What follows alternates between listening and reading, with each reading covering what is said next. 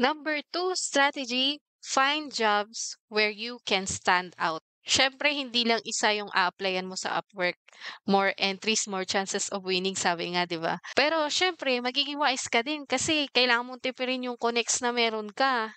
Lalo na ngayon, isang apply, minsan 16 connects. Eh, ilan lang yung free connect kada buwan? 10 connects lang. So, minsan ang ma-applyan mo, iilan lang. Kaya talagang magiging mapili ka. Siyempre kung pipili ka na rin lang, piliin mo yung kung saan ka mag-i-stand out. So, siyempre ako nung time na yun, sabi nga ng mga ka-office mate ko, magaling daw ako. So, pinili ko mga QA testing. Tapos nung nakita ko expert level yung nandun sa job, so sabi ko, eh, expert naman ako eh. So, feeling ko mag-stand out ako dito. Talagang pinaniwalaan ko na magaling talaga ako. Yung confidence, hindi naman siya kayabangan.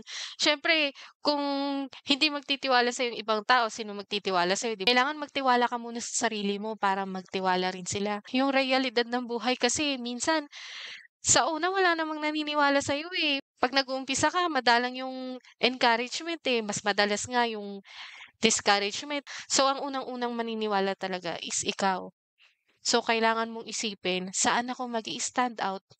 Ano ba yung kaya kong gawin? So, isipin mo, ano kaya yung strength ko? Kung nadi-discourage ka kasi yung mga ibang tao, maraming kayang gawin na hindi mo kaya. Pero isipin mo, may mga kaya ka ring gawin na hindi nila kaya. Doon ka mag-focus, saan ka mag stand out.